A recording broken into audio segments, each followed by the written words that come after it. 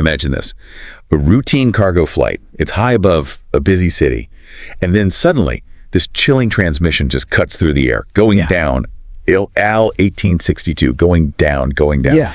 Today, we're taking a deep dive into the full story behind that absolutely desperate cry. And this deep dive, it's really going to immerse us, I think, in the immediate devastation of AL Flight 1862. You know, a Boeing 747 cargo plane that just plummeted into an 11-story apartment block in Amsterdam. Right. But what's truly compelling here, I think, is that beyond the horrific crash itself, we're going to sort of peel back the layers of a really complex narrative. Okay. The story includes everything from unexpected design flaws to the surprising social aftermath that actually reshaped an entire community. Completely. Yeah. So our mission today is really to unpack not just what happened, on that tragic day, but why it happened, and then explore these far-reaching consequences that, well, very few people could have predicted. And to guide us, we've got some incredible sources, insights from Concrete and Fire by Admiral Cloudberg, and also official reports from the Netherlands Aviation Safety Board. Yeah, those are key. These allow us to meticulously examine the critical details, the aircraft's systems, the investigation, and also this unexpected human story of the neighborhood that was just forever marked by this event. So let's get into it. Okay, so the date is October 4th, 1992. AL Flight 1862. It's a 13-year-old Boeing 747 freighter. It's on what should have been just a routine overnight cargo flight. Right, standard stuff. Yeah, started in New York, heading ultimately to Tel Aviv, with just a scheduled stopover in Amsterdam. And the crew on board, incredibly seasoned. We're talking about 59-year-old Captain Yitzhak Fuchs. He had over 25,000 flight hours. Wow, a huge amount. Yeah, and 32-year-old First Officer Arne had over 4,200 hours. And then the flight engineer, 61-year-old Gedalia Sofer, even more experienced, over 26,000 hours. Just incredible experience in that cockpit. Absolutely. But there was also this particularly poignant detail. A single non-revenue passenger, 23-year-old Anat Solomon. She was actually heading home for her wedding. Oh, that's heartbreaking.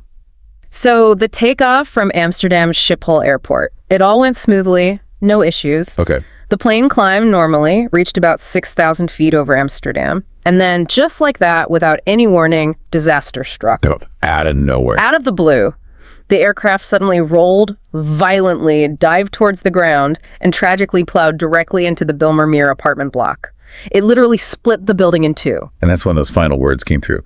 Going down. AL 1862, going down.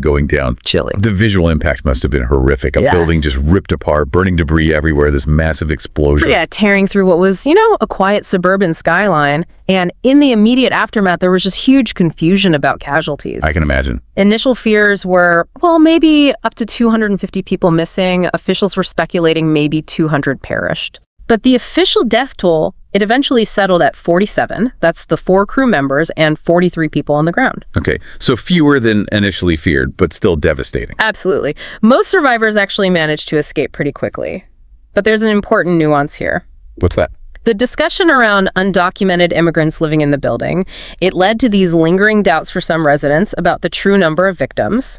Because, many were unknown to authorities, maybe didn't have relatives to report them missing. Right, that makes sense. It adds another layer of tragedy. So with such an experienced crew, a seemingly routine flight, what exactly went wrong? How did it all unravel so catastrophically? Well, as the investigation unfolded, it became clear it really all hinged on a very specific engineering breakdown. It involved something called a fuse pin. A fuse pin. Okay, what's that? Right, so you have the engine pylon. That's the structure. It's like a cantilevered beam, basically, that attaches the engine to the wing. Got it. And it's held in place by 4 of these fuse pins.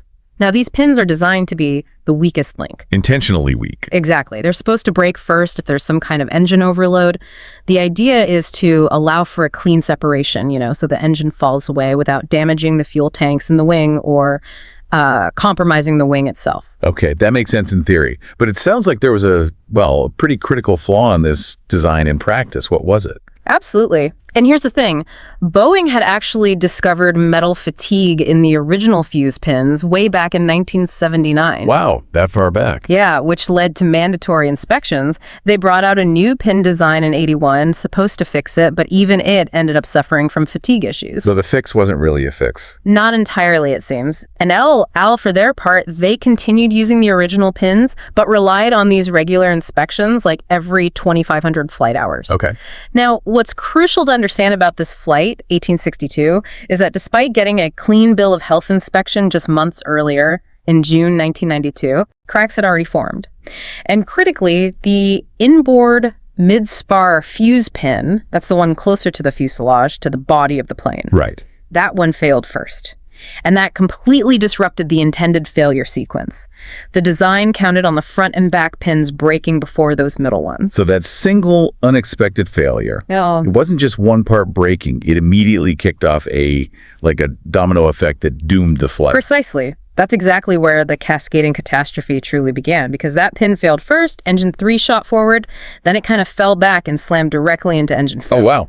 Took out the other engine on that wing, too? Tore it right off the wing, and the impact ripped off this huge section of the wing's leading edge, burst multiple hydraulic lines. So fluid leaking everywhere. Yeah, pneumatic systems failed, and crucially, it destroyed the Kruger flaps. Those are really important high-lift devices on the wing's leading edge, needed especially for lower-speed flight-like landing. Okay, so massive, massive damage. Uh-huh. What did the investigators find when they, pieced this together from the wreckage? Well, they later recovered the outboard mid-spar fuse pin, the one that hadn't failed first but was involved, and it had a 4mm fatigue crack, plus an abnormal machining groove on it. A manufacturing defect. Potentially contributing, yeah. And this led to a significant debate. You had Boeing, who basically thought Al should have detected that crack during their inspections. Huh. And then you had L arguing that the crack must have grown really rapidly after their last inspection. Right, so who is right? Well, the safety board, they ultimately concluded that corrosion on the pin made it impossible to definitively say how fast the crack grew. Kind of an impasse on that specific point. So while all this catastrophic damage is happening on the wing, the pilots, they're essentially flying blind, aren't they? They couldn't see the engines were gone. Completely blind to it. They couldn't see the wings or engines from the 747 cockpit.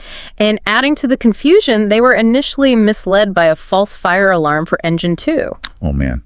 So they're getting conflicting, wrong information. Exactly. And what's even more critical is that neither they nor air traffic control ever fully realized the engines had physically separated. They knew they had engine trouble, severe trouble, but not that two engines were completely gone. Even though people saw them fall. Yeah, even though boaters on Lake Gumir actually reported seeing engine-like objects falling into the water, that information just didn't get to the cockpit in time or wasn't fully processed. Wow. So Captain Fudge, he's in this desperate struggle just to keep the plane level. Absolutely desperate. He had to use over 60% of his available control input, just cranking the yoke over to counteract this massive yaw of the plane wanting to swing sideways and the strong roll to the right. Because of the missing engines and wing damage on that side. Precisely. And if we connect this to the bigger picture, the aerodynamics, they were essentially trapped, caught between two converging deadly principles. What do you mean? Well, first, the asymmetric thrust, or lack thereof, and all that wing damage created a really strong tendency to roll to the right. And this tendency actually got worse as they slowed down, preparing for a potential landing, because slowing down requires a higher angle of attack, which exacerbated the roll. Okay, so slowing down made the rolling worse. Right. And at the same time, the effectiveness of their flight controls, especially the ailerons on the outer part of the wing, was decreasing as their speed dropped. Plus, they'd lost hydraulic power to those crucial outboard ailerons because of the damage. It sounds like an impossible situation. They need to slow down to land, but slowing down makes the plane harder to control and eventually uncontrollable. That's exactly the trap they were in. Calculations later showed that below about 270 knots, the roll would become stronger than their ability to counteract it with the controls they had left. Okay. And below 260 knots, control would be lost entirely. The pilots, tragically unaware of this specific threshold or the sheer extent of the damage, they allowed their speed to drop below it. And that led to the final dive. It led to that uncontrollable spiral into the apartment building. They simply ran out of speed, ran out of control authority. So what's the big picture takeaway here from the engineering side? This crash, and you mentioned others like it, they exposed this really critical systemic flaw, didn't they? This fail-safe illusion. Precisely. That's a great way to put it. What everyone thought was a robust fail-safe design for engine separation actually had this fatal blind spot. How so? Well, the pylon design itself, it originated way back in the 1950s for the Boeing 707, and it was certified before full-scale fatigue testing became mandatory for components that were considered fail-safe. Oh, okay. A loophole, almost. Kind of. Boeing argued the overall pylon design was fail-safe, meaning, the engine would separate cleanly without damaging the wing structure. So because the system was deemed fail-safe, individual components within it, like those fuse pins, weren't subjected to the rigorous fatigue testing we'd expect today. So they just missed the possibility that a single pin failing out of sequence could actually cause catastrophic damage instead of a clean break. Exactly. That specific failure mode where the inboard mid-spar pin goes first and takes the other engine with it just wasn't anticipated or tested for in the original certification. It was a loophole that meant they didn't discover this potential for disaster hiding in plain sight. And you mentioned this wasn't an isolated event. This problem, it had shown up before. It really had, and that's a critical point. There was this concerning string of engine separation incidents on both 747s and 707s, remember. They shared the same basic pylon design both before and after AL 1862. Can you give some examples? Sure. There was an incident over London in 1979. Then, tragically, the fatal China Airlines Flight 358 crash in Taiwan in 1991, very similar circumstances. Okay. And just months before the Amsterdam crash, there was this truly miraculous Transair Service Flight 671 emergency landing in France. It was a 707, lost 2 engines on the same wing due to this pylon failure, but somehow the pilots managed to land it safely. Incredible skill. But it highlights that this was a known recurring problem. It absolutely did. It really underscored the repeated nature of this exact failure mechanism. So it sounds like these incidents, and especially the sheer horror of El Al 1862 crashing into a populated area, were finally the catalyst, the final straw that forced Boeing to fundamentally redesign the pylon. Absolutely. They couldn't ignore it any longer. The investigation and the prior incidents made it clear something had to change. What were the key changes they implemented? They did 2 main things. First, they introduced new fuse pins made of stainless steel, which is far less vulnerable to the corrosion and fatigue issues that plagued the old ones. Okay, better materials. Right.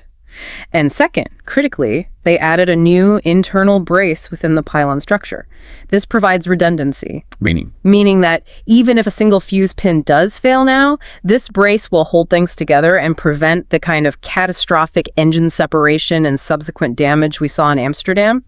It ensures a single pin failure is no longer a single point of catastrophic failure for the whole system. And the result of these crucial safety improvements, has it worked? It absolutely has. It's been nothing short of life-saving.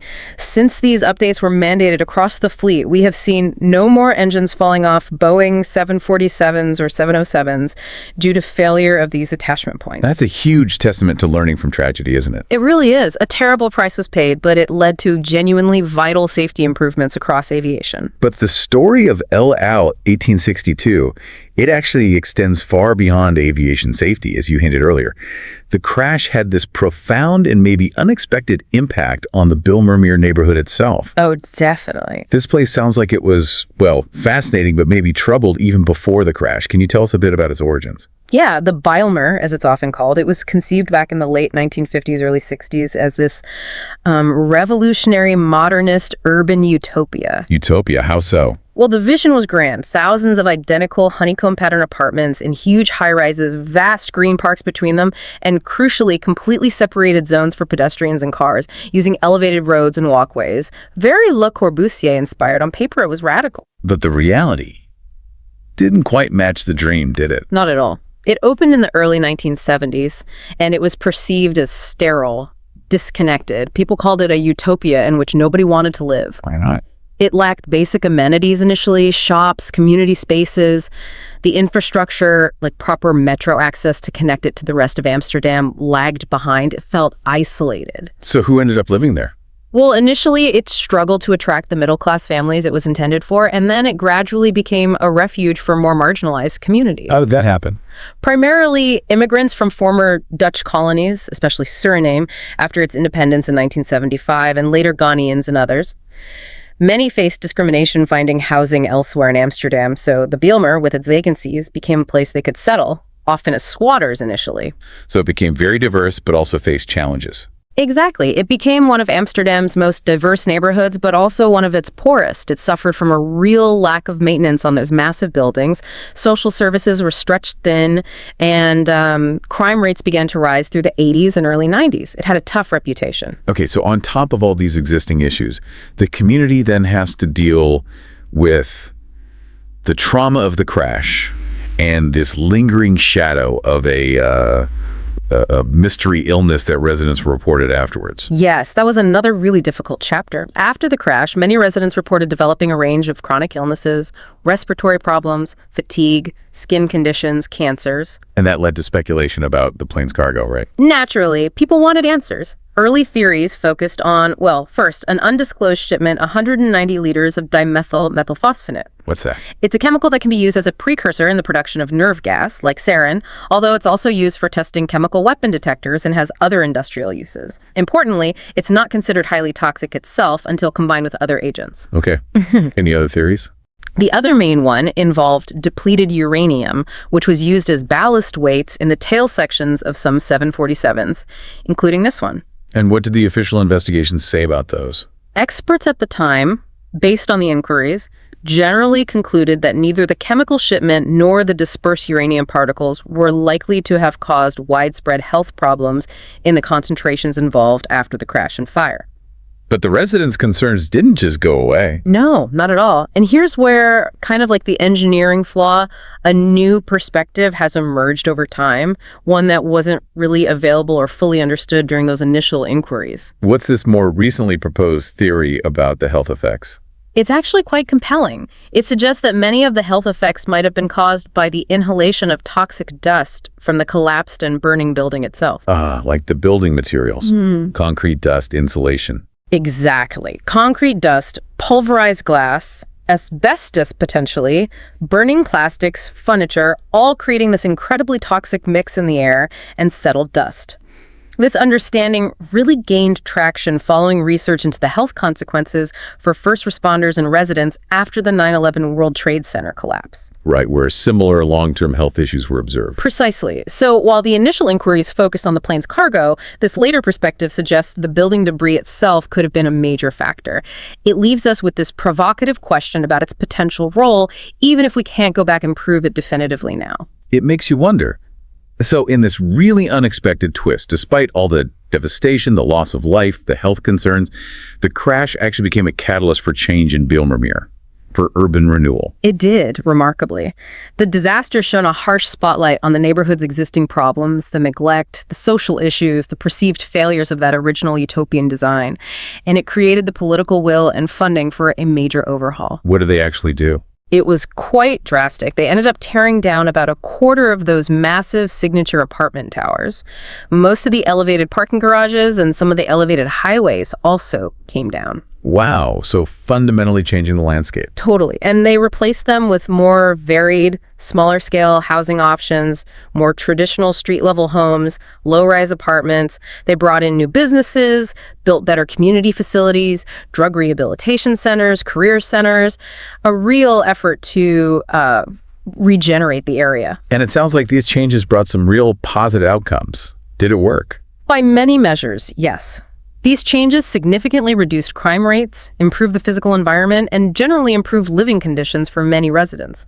The Bijlmer today is considered much safer and more livable than it was before the crash. But there's always a but, isn't there? There often is. While the transformation has been largely positive, it's also brought the familiar double-edged sword of gentrification. Meaning rising costs, potentially displacing long-term residents. Exactly. While the Bijlmer remains incredibly diverse, there's that ongoing tension. It's really important, I think, to remember the neighborhood's unique history as this refuge, this place built by marginalized communities, and ensure that its revitalization doesn't completely erase that character or push those communities out. That's a crucial point. So this deep dive, it's really shown us how this one tragic event, El Al Flight 1862, had this profound dual legacy. Yeah, it really did. On one hand, it spurred these critical safety improvements in aviation that have undoubtedly saved lives since, and on the other, quite unexpectedly, it catalyzed the complete transformation of a struggling urban community. It really leaves us with a compelling question, doesn't it? How can a single devastating event, one that exposes these hidden flaws in both complex engineering and maybe flawed societal planning, how can that ultimately pave the way for unexpected improvements, for renewal, and create such a lasting, complex legacy?